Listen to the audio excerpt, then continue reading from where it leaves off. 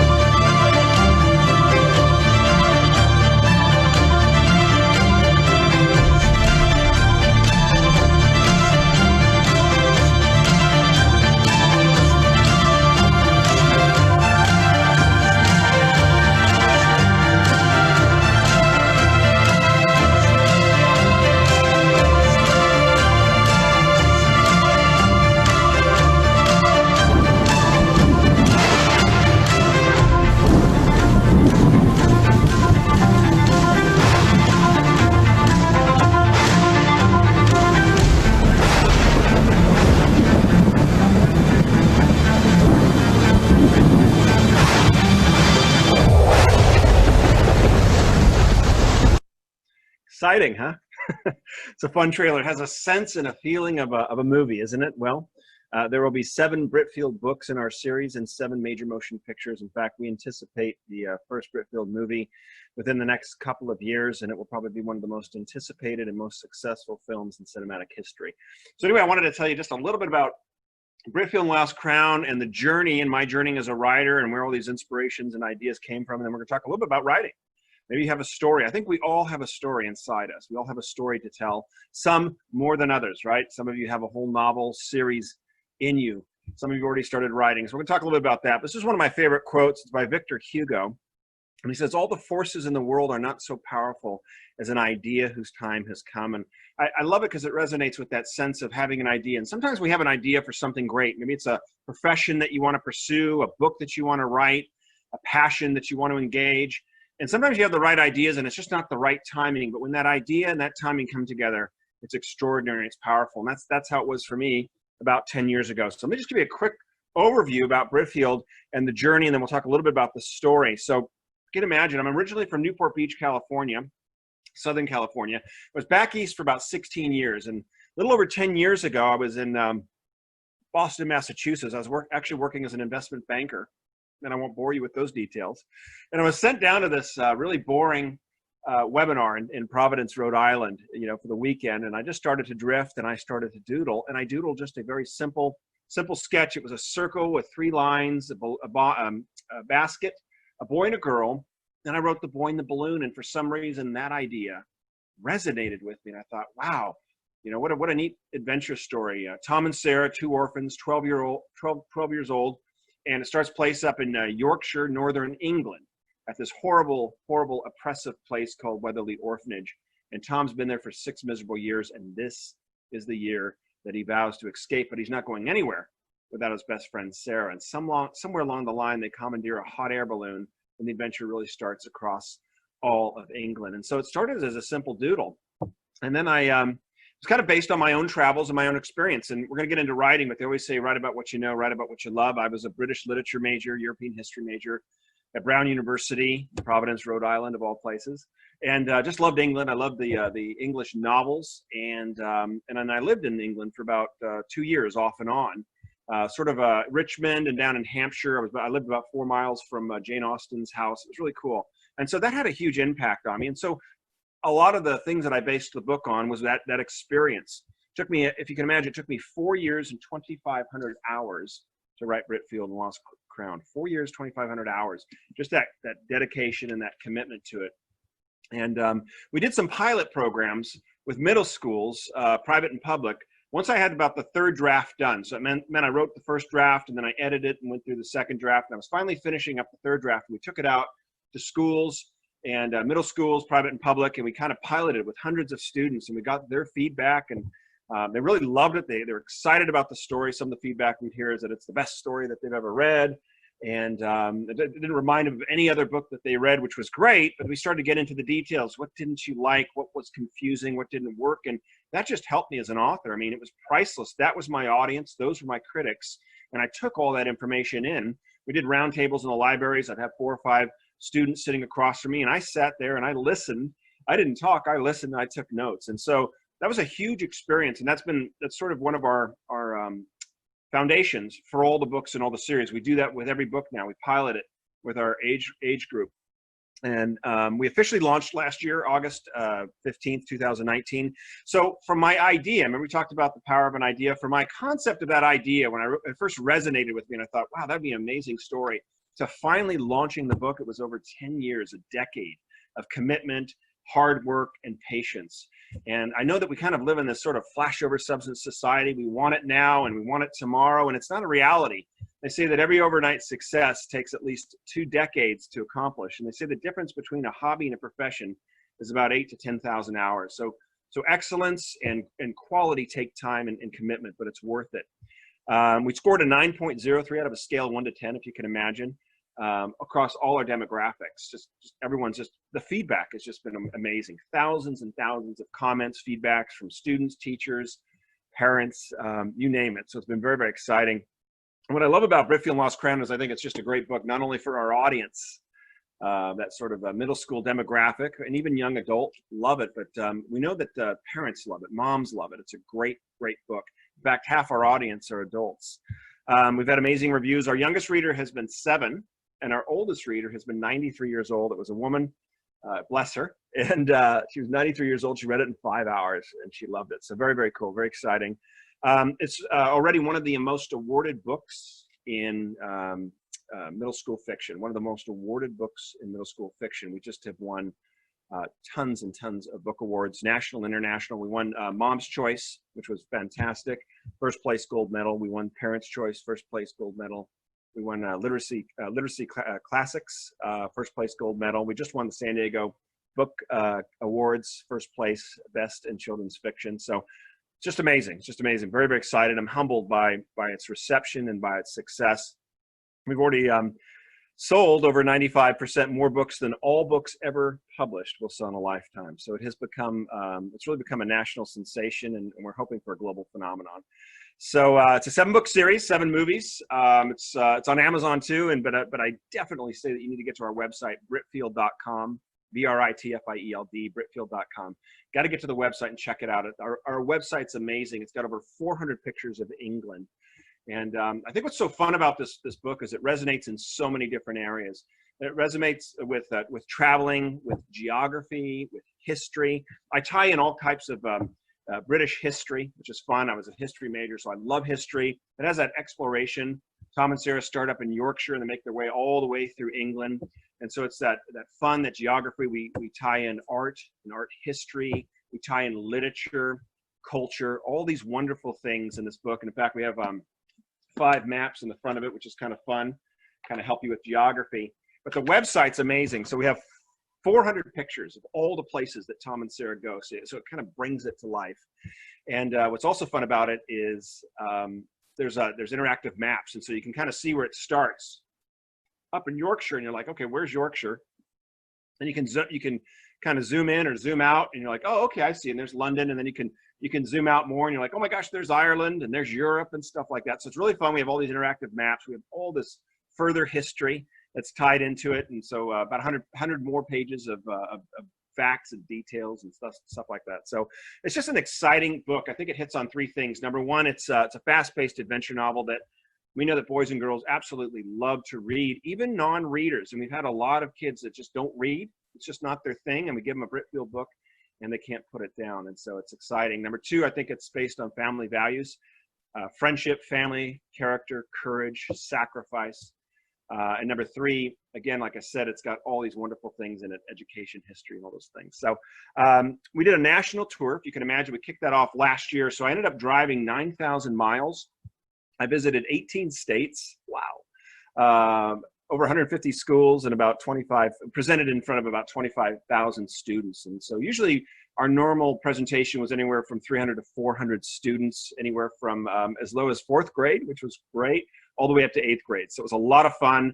And we do kind of a little bit what I'm going over right now, this type of presentation, the trailer and some videos and stuff. And it was just exciting. And we just now officially launched our Britfield virtual tour. So that's nationwide. We've already got 6 schools, and we're shooting for probably about 75 or 100 schools this semester.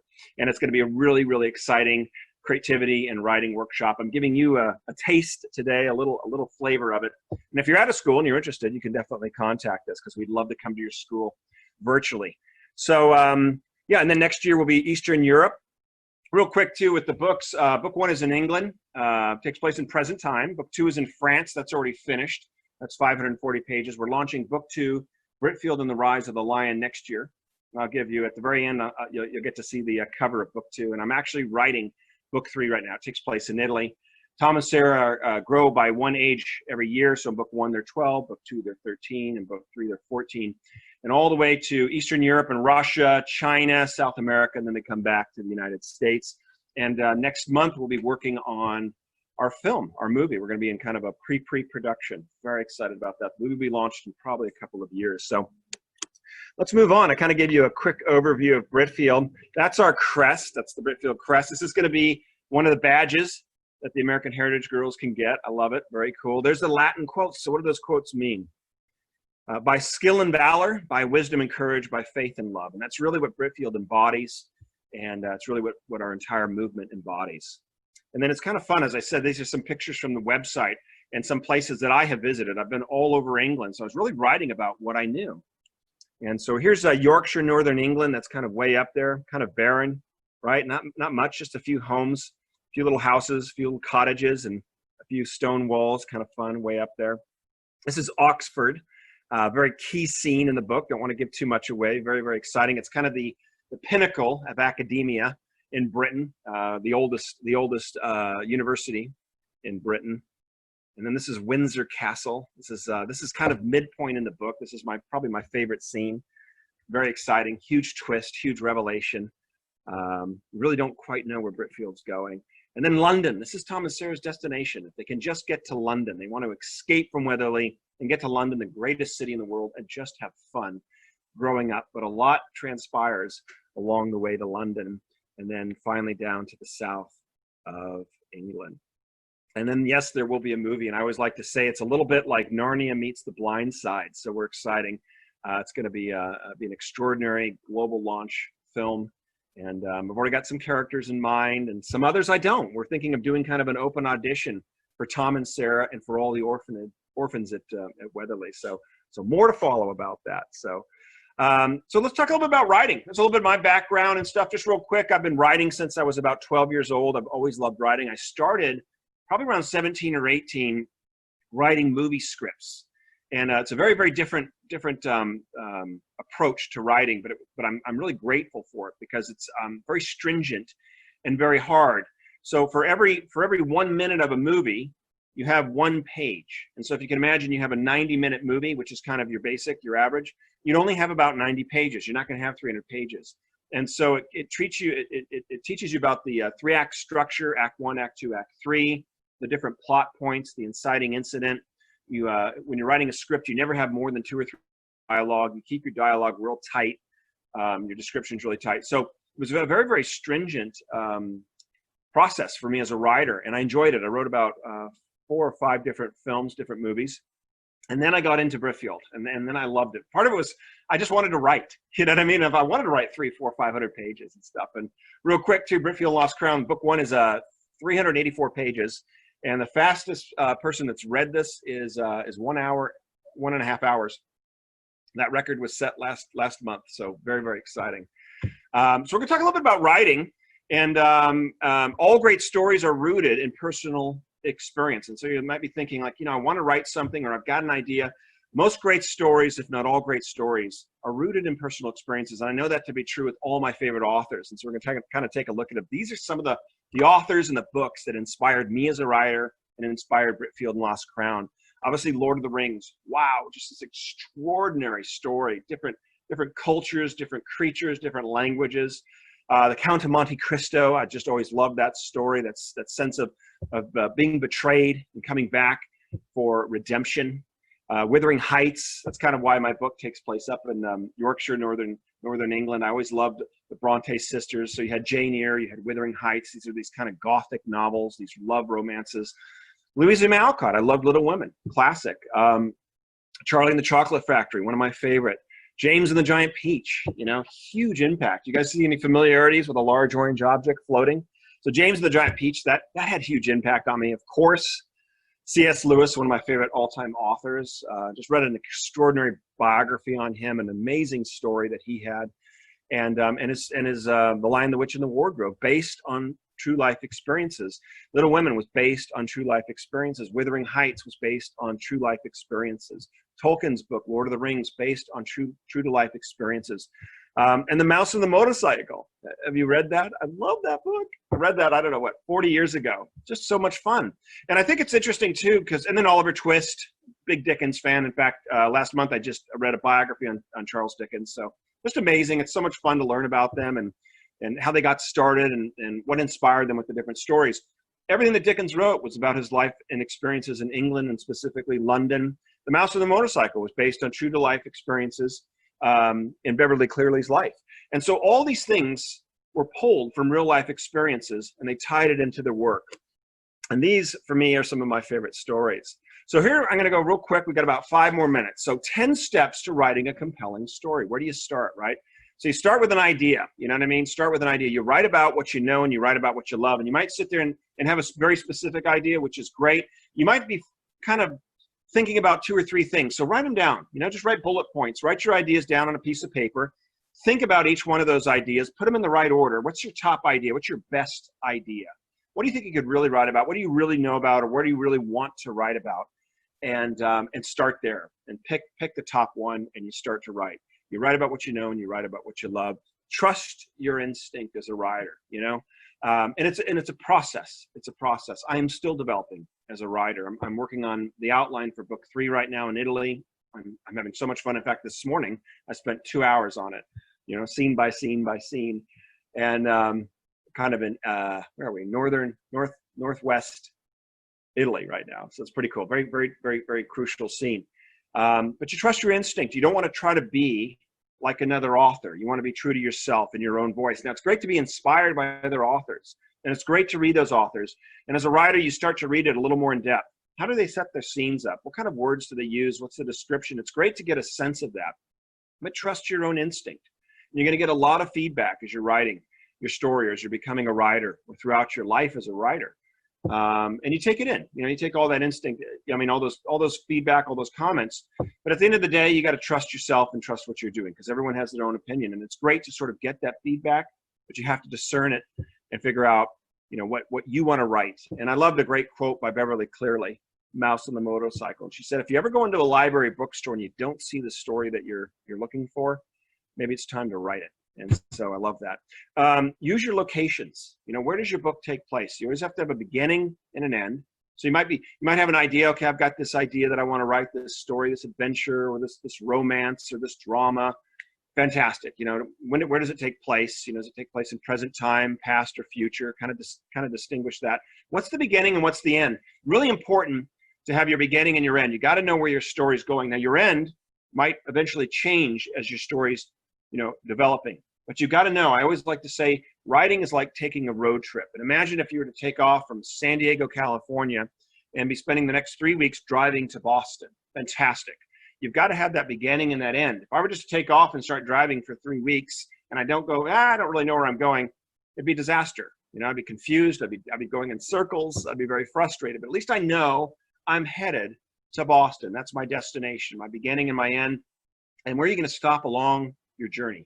Where are you going to stop? And those locations, those key locations, become your chapters, those key locations and stuff. So use your locations. I loved returning to England when I was writing Britfield and Lost Crown.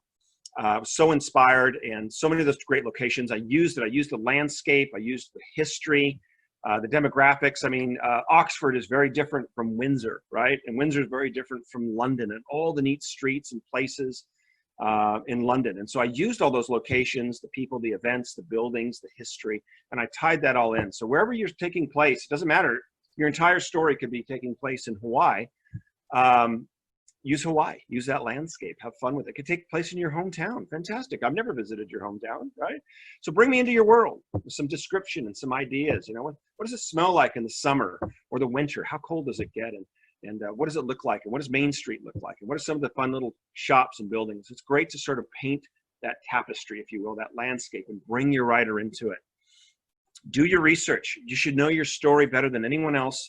And do the research. I do research all the time. This morning I was on Google looking at Genoa, which is one of the scenes, and I was getting some history about it. And I pulled up some pictures. I'm like, well, what does it even look like? You know, because I was trying to describe it. And so boom, all of a sudden, all these beautiful photos and this harbor and these 5-story buildings, you know, these old stone buildings cramped together in the streets. And it was so great, and it just helped me write it. So do your research. That's what makes it so fun. Bring that authenticity into it, a little background, a little bit of history. Know your story inside and out. I should be able to ask you any question about your story, and you should be able to answer it. And this is part of the process. I always say that writing is like answering thousands of questions. Okay, where does your book take place? Why there? Okay, what time of the year is it? You know, because there's a big difference, right? If your book takes place in Colorado and it's in May, fantastic. If it's in Colorado and it's in January, big difference. Everything changes. Going outside, it's frigid and cold. You can slip on the ice, fall on your back. You know, driving is difficult. Snowstorms, blizzards versus the summer. Although if you're down in the South, in Florida, in August, hot, humid, right? You know, walk outside, drenched. So all these questions you have to ask. You know, where does it take place? You know, why? What's the time? What's the duration of it? Is it going to take place over a day, over a week? My stories tend to take place over sort of 4 or 5 days. You know, real fast paced. And it's always kind of moving, different locations. That's kind of how I like to write. Start strong, write on the action. Just, we get into this kind of habit that we want to sort of kind of bring you in with all this description and explanation and background and stuff at the very beginning of the book, and it kind of bogs it down. We want to start right on the action, just like movies or films, right? Good ones, the action adventures, boom, they start right on the action. And then you can backfill a little bit. Okay, so who is this person and where do they come from and what's happening? But start on the action. Action is so important. Fill your story with conflict and tension, right? If you have 2 friends that are driving across, you know, the state, and everything goes well and everything is perfect and they don't run into any problems, it's kind of a boring story. But if they take off on this journey and maybe they have their own kind of conflict, you know, maybe they're best friends, but there's something that's really bothering them, or it could be a boy and a girl, and they broke up, or they like each other, but they're not willing to admit it, or whatever the conflict is. It could be your best friend, but they won first place, or they did something you didn't like. You have conflict and tension, and it's really good. Along this journey, what happens if you take off and in the first couple of hours you got a flat tire, or you ran out of gas and you're in the desert, you know, or all of a sudden you didn't expect it, but suddenly a huge storm hits you and you guys have to turn off and you're off the side of the road and stuff. That type of stuff, that type of conflict really makes great storytelling. It pulls us in, and what it does is it presents problems. You know, really a great story is kind of this writing arc. You know, it's tension, it's intensity, it's problem solutions, character arcs, all these different things. Writing is answering, like I said, hundreds of questions, and always be reading other authors and series. I love reading biographies, and I love reading about other authors, and I love reading other stories. I've got sort of a set of certain series that I like to watch, or movies.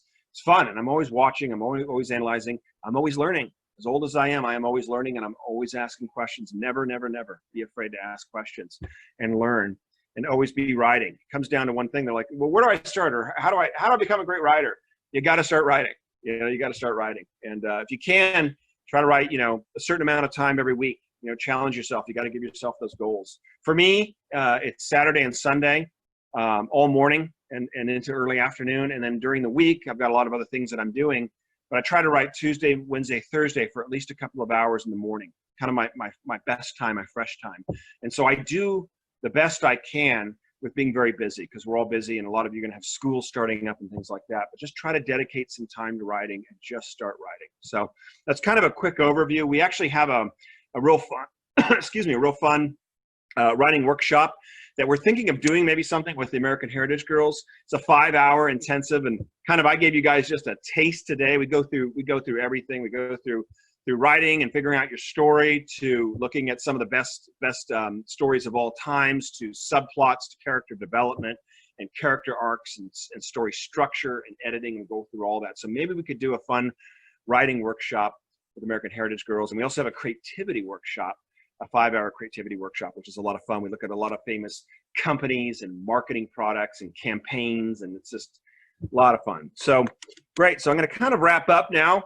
Thank you so much for your time. This is one of my favorite quotes. It says, "All children are born artists. The problem is to remain an artist as we grow up." And as promised, I'll give you guys a quick look. That's Britfield and Lost Crown, book 1. That is Britfield and the Rise of the Lion, book 2. And that's going to be launched in March. Pretty cool, right? That's the Eiffel Tower. And there's Tom and Sarah in a bit of a perilous situation. And again, too, I want to encourage you to check out Britfield.com. It's actually an award-winning website. We won best website for an author, and I think it's one of the best websites out there, especially for books. So thank you so much for your time. Congratulations again, 25 years. That is awesome. Started with an idea, and it turned into not only a national but a global organization. We are privileged to be partnered with you, and God bless.